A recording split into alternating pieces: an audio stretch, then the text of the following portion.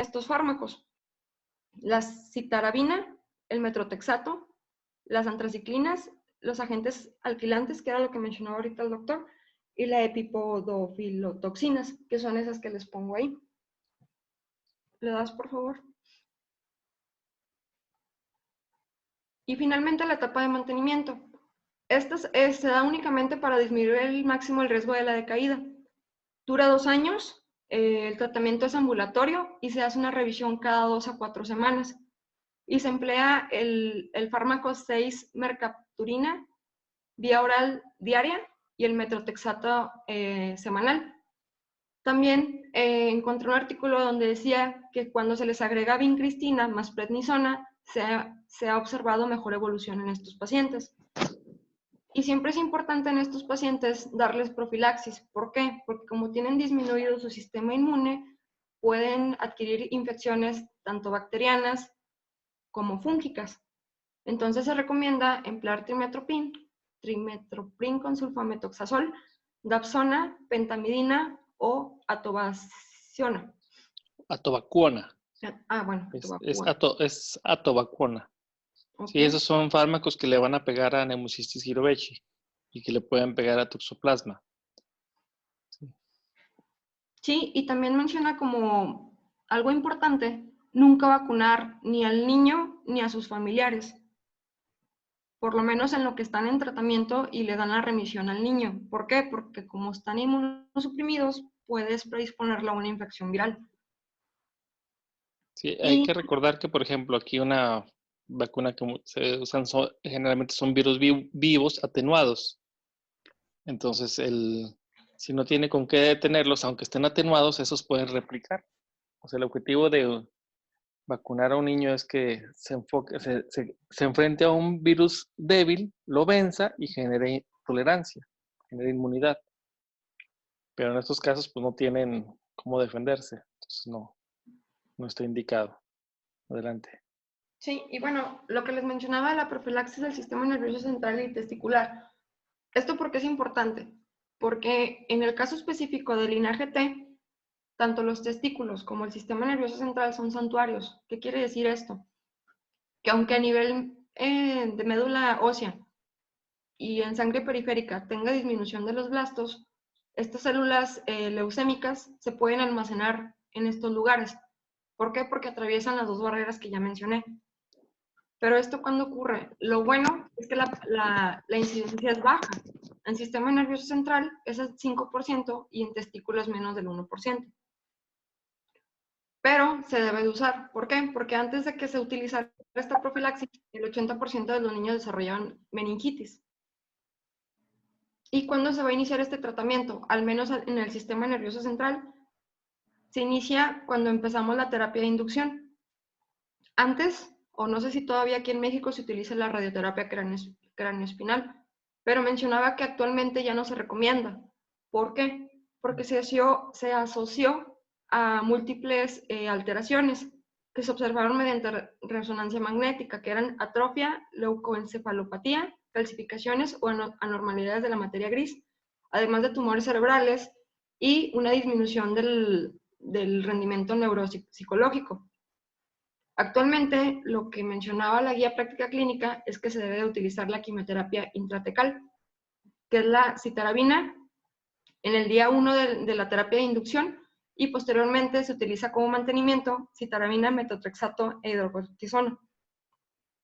Y a nivel testicular, se utiliza metrotexate, cistaplastino, ciclofosfamida y procarbazina. ¿Cuál es el problema de esto? El problema es que probablemente vas a dejar al niño estéril. Entonces, hay que comentar eso con la familia antes de llevar a cabo estos tratamientos. ¿Sí? Y ya en última instancia, pues la orquiectomía, y se les debe administrar antibióticos. ¿Le das, por favor? Yo tengo una duda. Mande.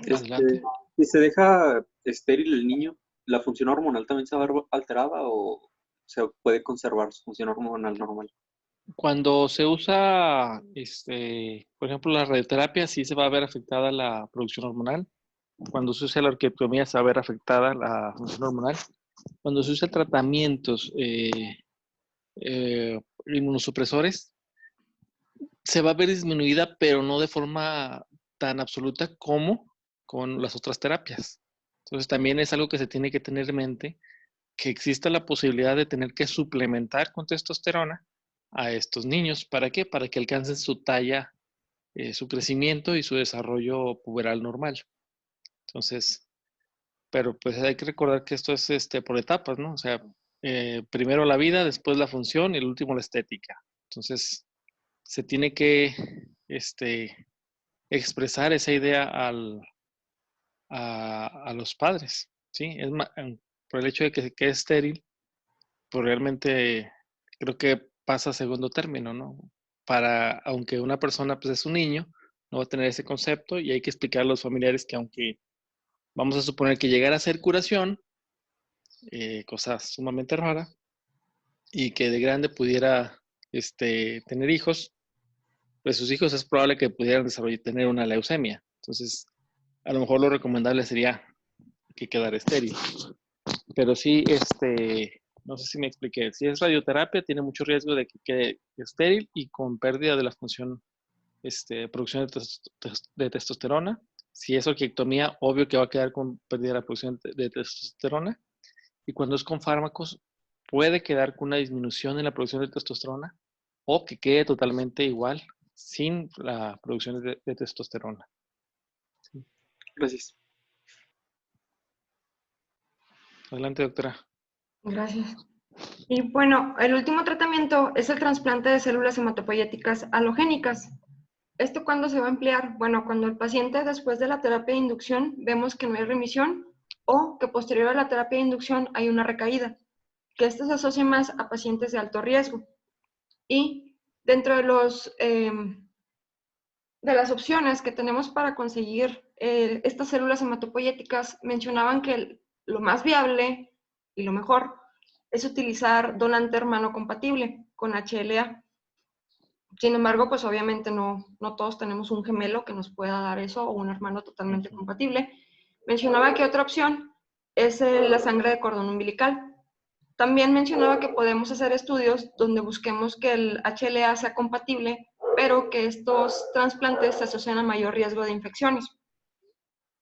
Y dentro de los criterios, bueno, menciona que esto no se debe de hacer en menores de 1 año. ¿Por qué? Porque tienen mayor mortalidad. Y bueno, los criterios que encontré para llevar a cabo estos trasplantes, únicamente encontré de la Sociedad Española. Y son 6. No remisión completa tras la inducción, confirmada por citometría de flujo, una enfermedad mínima residual mayor al 1% tras inducción o enfermedad mínima residual mayor al 0,1% posterior a la etapa de mantenimiento, que es ya en el día 78. Previo a la etapa de mantenimiento, cuando existe una translocación 411 con enfermedad mínima residual mayor al 0,1%, igual que la anterior, previo a la consolidación, en hipodiploidía, porque era lo que les comentaba, que cuando hay hipodiploidía no hay forma de subsanar, por así decir, la falla.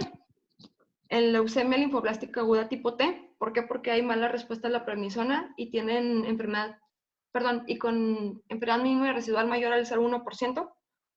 Y en pacientes de alto riesgo, si la enfermedad mínima residual es persistente positiva mayor al 0,1%, ahí se me fue un 0, pero es 0,1% tras tercer bloque de quimioterapia. ¿Le das, por favor? Y bueno, ¿cuáles son los efectos adversos de toda la quimioterapia? Dentro de la etapa de inducción, aquí les pongo todos los efectos adversos.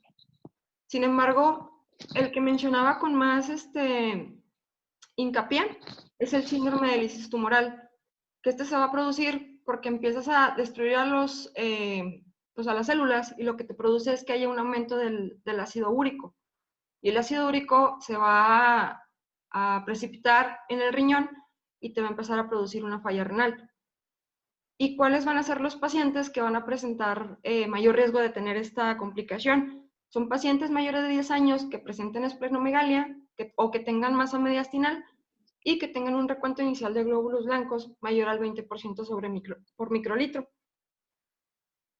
Algo importante que también mencionaba es la supresión del eje hipófisis-hipotálamo adrenal.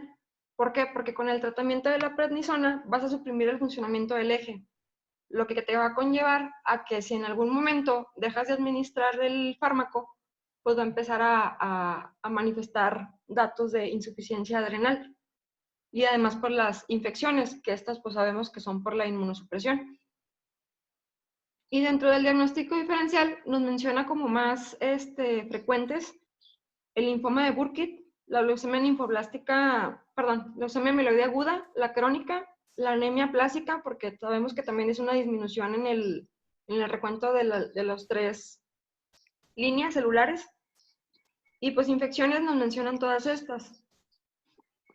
VIH, mononucleosis, tosferina, osteomielitis, por lo que es importante pues investigar todo al paciente, el contexto. ¿Sí me doy a entender? Sí. ¿Te das, por favor? Y bueno, aquí en México, bueno, aquí en Torreón, en La Laguna, estos son los fármacos que se utilizan actualmente. Para que se den una idea de más o menos cuánto cuesta el tratamiento de un niño que tiene leucemia. ¿Le das, por favor? Y bueno, el pronóstico en general va a depender mucho del tipo de la leucemia. 1, 2, de que sea de alto o bajo riesgo, y 3, de la evolución hacia el tratamiento y las alteraciones genéticas que tenga. Sin embargo, como ya vimos en las tablas que les presenté aquí a nivel Laguna, pues tienen buena sobrevida, hasta del 70%. ¿Sí? Sí, eso es algo que se ve está ahí, como les comentaba, eso está igual que la literatura en los países más avanzados, ¿no? Está casi igual en nuestro país. Y pues por mi parte es todo, no sé si ¿Sí? tengan dudas. Entonces, ¿alguna duda? ¿No? Bueno, entonces hay que tener en cuenta que dos cosas, bueno, varias cosas. Número 1, el paciente con leucemia siempre se va a presentar, bueno, puede ser un hallazgo, pero en general se va a presentar con síndrome de insuficiencia medular o síndrome de insuficiencia de alguna de las series. Puede ser que tenga, entonces, ¿en quién lo vamos a sospechar? En niños, fundamentalmente, porque esta es una enfermedad más comúnmente en niños, con infecciones recurrentes. Entonces, ¿cuáles son las infecciones que caracterizan a las neutropenias a nivel de forma habitual recurrente? ¿Alguien que lo haya leído? Infecciones en vías virales, respiratorias, doctor. Vías respiratorias superiores, faringe, faringitis. Generalmente, y úlceras orales, faringitis de repetición e infecciones de vías respiratorias. Eso es de lo más frecuente. Niños que se estén enfermando. Entonces, hay que tener mucho cuidado. Son infecciones, hablamos de infecciones bacterianas, porque es lo neutropénico, ¿sí? Acuérdense, como mencionó la doctora, los síntomas se van a presentar, uno, por que la clona de células leucémicas desplazó de su nicho y ocupó la médula ósea, y entonces ya no se producen las otras porque se genera uno por ocupación, por simplemente estar ahí yo como clona normal y usar los nutrientes, no dejo que las otras crezcan, o yo misma como clona genero una liberación de sustancias que impide a las otras desarrollarse. Entonces, se va a lograr la sintomatología, uno, por disminución de las células normales o por la infiltración de la clona en tejidos causando anormalidades, o sea, por invasión. Es decir, en niños, dolor en las mesetas tibiales, un dolor que se llama dolor óseo, ¿sí? Como un dolor tipo pesantez que a veces levanta al niño llorando, o sea, lo despierta. No es común que un dolor despierte a una persona, y a un niño con dolor en las rodillas, o sea, en las mesetas tibiales, es frecuente de dolor óseo. A veces, pero a veces es normal, acuérdense, cuando el niño está en crecimiento también puede tener ese dolor, ¿sí? Pero si a esto se añade que tiene fiebre, infecciones recurrentes, púrpura, ¿sí? O sea, un síndrome de insuficiencia medular completo, con anemia, o sea, con pancitopenia, o ya específicamente de cada una de las series. O por infiltración, ¿verdad? Sensación de pesantez en el abdomen, que coma poco porque tiene el hígado y el vaso crecido. Entonces no permite que se llene de forma adecuada su estómago, se llena rápidamente el niño, saciedad precoz, que haya bajado de peso. Entonces, esas son las cuestiones en las que tenemos que enfocarnos nosotros, porque a fin de cuentas tienen que pensar que de todos los que están aquí escuchando, de los dos grupos, no todos van a ser hematólogos. ¿Sí? Lo más importante es detectar al paciente en el momento más temprano para poder referirlo. ¿Sí? O sea, siempre hay que pensar en el bien del paciente. Entonces, no me va a importar, si yo no soy hematólogo, saber específicamente qué tipo de leucemia es para poder enviarlo. No. Detecto que es una leucemia aguda e inmediatamente lo refiero. Y yo le doy el seguimiento para después saber qué fue lo que pasó. Es diferente.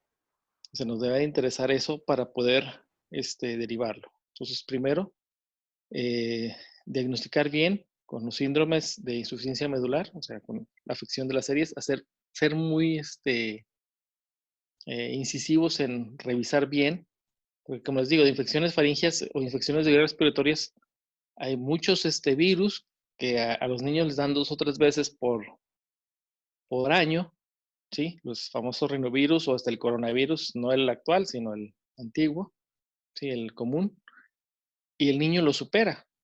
Y entonces a veces, no, es que a cada rato está con medicamento, porque muchos de esos niños van con el pediatra y les dan antibiótico cuando no lo requieren, porque son virales y solo se van a resolver. Entonces, pero si ese niño, aparte de esas infecciones, ustedes lo ven, que no juega con los demás niños al mismo nivel, que tiene retraso en su educación, o sea, que no va a la par de los demás niños, que no está alcanzando su peso como debe, que come menos, bueno, ese sí hay que enfocarse y estudiarlo mejor, ¿sí? Otra cosa, hay que recordar también que todos los pacientes con estos tratamientos deben de ser tratamientos dentro de un protocolo de investigación clínica de forma ideal. Es decir, ya diagnostiqué que mi paciente tiene la enfisema linfoblástica, yo voy a buscar que mi hospital, por ejemplo, el HU, el hospital infantil, la 71, el que sea, a todo mi paciente que me llegue con una leucemia, con estas características, le voy a dar este esquema de tratamiento. ¿Sí? ¿Cuál creen que es el objetivo de hacer eso en leucemias? Mejorar el pronóstico. Vamos a suponer, ¿cuál Ver la- querés decir? No, ¿Ver checar qué? el efecto del Ver medicamento. la, Tratamiento integral. Ver la el respuesta del efecto, tratamiento. ver respuestas al tratamiento y para poder compartir con los demás. Es decir, si en Estados Unidos, en el Instituto Anderson de Oncología, están viendo, ¿saben qué? El esquema citarabina, vincristina y daunorubicina es el que está funcionando mejor. Y entonces México dice, ok, vamos a agarrarlo. Y luego lo metemos, vamos a hacerlo esto y de repente decimos, caray, nosotros no vemos esa respuesta. Y es donde involucra lo que está haciendo, que comentó la doctora, que está haciendo el CIP. Estoy detectando cuáles son los genes que tienen las alteraciones genéticas que tienen mi población latina, y entonces los norteamericanos sí analizan eso, dicen, no, ¿sabes qué? Funciona en estas poblaciones. Y nosotros entramos, ok, entonces nosotros no debimos de haber agarrado para la población europea, para la población sajona, por así decirlo. Debimos agarrar el que están usando, no porque tenga más éxito con la población sajona o la población afroamericana, va a ser lo mismo para la población latina. Pero si vemos que hay muy buena respuesta con ellos, tenemos que entrar en un protocolo para ver si funciona también con la población latina. Y ya si dicen, no, si sirve, ok, entonces hay que seguirle continuando. Y se tiene que seguir continuando ese estudio y protocolo porque hay que estar vigilando también los efectos adversos del tratamiento. ¿Sí? Entonces, y así sabemos si funciona, le causa estos problemas, vale la pena el riesgo. Para que no vaya a ser como ahorita con el COVID, ¿sí? Que no vaya a ser que cada quien le pone lo que le da su regalada gana al paciente, le ponen acitromicina, hidroxicloroquina, tocilizumab y de repente, ya salió bien el paciente. fue el tocilizumab. Y dice otro, no, fue la hidroxicloroquina. Y dice, no, fue la citromicina. Porque le dieron los 3 medicamentos. Y dice otro, no, le pusimos plasma de pacientes recuperados. No sé si me explico, ¿sí? Entonces, se tiene que ser muy cauteloso para que saber si está funcionando, para poder compartir con otros pacientes ese beneficio y a la larga verificar las complicaciones, ¿sí? Porque como bien mencionaba la doctora, una cosa es la inducción a la remisión y nosotros acuérdense que en una médula afectada o dañada por una leucemia, tenemos varias clonas de células anormales, pero predomina una. Por eso hay brotes o por eso hay recaídas. Ustedes le inducen, causan una inducción a la remisión, lo remiten y después al año, ¡pum!, brota otra vez. Y no siempre es la misma clona, ¿sí? Es decir, que le hacen el estudio citogenético y puede tener alteraciones. Le hacen secuenciación con proteína C reactiva y puede traer diferencias en relación a la clona original, ¿sí? Eso implica un ajuste en el tratamiento, ¿sí? ¿Se comprende eso? Sí. Sí. También otras de las complicaciones que puede tener el tratamiento, como mencionó la doctora, cuando hay hiperleucocitosis, das tratamiento, ¿sí? Y entonces destruyes demasiadas células, ¿sí? Y no solamente van a causar la elevación de ácido úrico y causa daño renal, ¿sí? También pueden causar, al destruir las células, ¿qué hay mucho en la célula, adentro de las células? Potasio, fósforo, ¿sí? Acuérdense que son sustancias que están generalmente más adentro de la célula y entonces al causar una destrucción masiva con el tratamiento, ¿sí? Yo libero esas sustancias como el ácido úrico, pero libero también potasio, libero fósforo. Entonces el paciente puede tener hipercalemia, puede tener hiperfosfatemia, ¿sí? Y el calcio, que es normal en la sangre, por así decirlo, se une al fósforo y entonces el calcio baja, ¿sí? Entonces la característica del síndrome de lisis tumoral es que hay elevación de deshidrogenasa láctica, que es un marcador de muerte celular, elevación de ácido úrico, elevación de fósforo, elevación de potasio y disminución de calcio. Entonces, si tenemos calcio bajo y potasio alto, existe un riesgo alto de arritmias, ¿sí? Entonces, a veces el paciente no llega a la falla renal y se muere por una arritmia. Entonces, ustedes tienen que prever eso. Otra cosa, como mencionaba la doctora, se acumula ácido úrico, ¿sí? Y puede causar obstrucción de los glomérulos, ¿sí? Entonces, ¿qué es lo que tienen que hacer? Hidratar al paciente, ¿sí? Dar un buen flujo, una buena perfusión renal, ¿sí? Para que el paciente no sufra de falla renal aguda. Otra de las complicaciones no tan asociadas con la leucemia linfoblástica aguda, pero que se puede dar es la leucostasis, ¿sí? Que puede ser pulmonar o cerebral, ¿sí? Que es por exceso de leucocitos, el flujo sanguíneo se vuelve más lento y a nivel de nivel pulmonar puede causar hipoxemia, puede causar hipercapnia y disnea, infiltrados pulmonares. A nivel cerebral puede causar disfunción cognitiva, somnolencia, estupor, ¿sí? Entonces, eso generalmente se va a ver en leucemias mieloides porque tienden más a la hiperleucocitosis que las linfoblásticas, ¿sí? ¿Preguntas? No, doctor. Sí. No, Entonces, acuérdense muy bien eso. Pensar en síndrome de insuficiencia medular en las diferentes series para sospechar el diagnóstico de una leucemia, ¿sí? Referir inmediatamente al hematólogo, darle seguimiento a ese paciente, porque digo, el hecho de que ustedes no vayan a hacer, ustedes tienen que pensar en, siempre que estén estudiando, no en que tengo que ver toda una patología de lujo con el afán de pasar el examen nacional de residencias. Eso, desde mi punto de vista, es muy mediocre, porque nos debemos a los pacientes, no nos debemos a un examen nacional de residencias.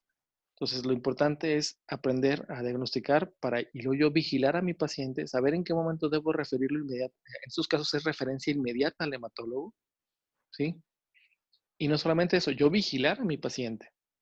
Si fue mi paciente, darle seguimiento, estar en contacto con el hematólogo. Si ustedes son el hematólogo, obviamente ustedes estar en contacto con el médico que se los refirió y decir cómo va evolucionando, qué esquema le van a dar. Porque ese paciente, bien, ahorita le da al hematólogo todo el tratamiento, ¿sí? Pero muchas veces el hematólogo no maneja las complicaciones del tratamiento, ¿sí? Por ejemplo, como nos ponía ahí la doctora, la neuropatía, generalmente esa, por ejemplo, en adultos, la tenemos que terminamos manejando los médicos internistas y los neurólogos, haciendo el ajuste del tratamiento para vigilancia. Sí, el síndrome de lisis tumoral muchas veces lo maneja el urgenciólogo y el internista, o el urgenciólogo y el pediatra general, sin que tenga que ver en ese momento el hematólogo, ¿sí? El hematólogo hace el tratamiento de prevención. Hay que hidratarlo, hay que ponerle dexametasona, hay que premedicarlo. Pero cuando está en la cuestión grave, realmente una arritmia, una lesión renal aguda, ya no lo maneja como tal el hematólogo, sino el médico que se enfrente a la urgencia, ¿sí? Entonces, por eso es importante que ustedes piensen en el paciente como un continuo. Aquí está con los síntomas, aquí está el diagnóstico, lo refiero al hematólogo, le va a dar tal tratamiento. Ya me dijeron cuáles son las potenciales complicaciones del tratamiento, tengo que vigilarlo, ¿sí?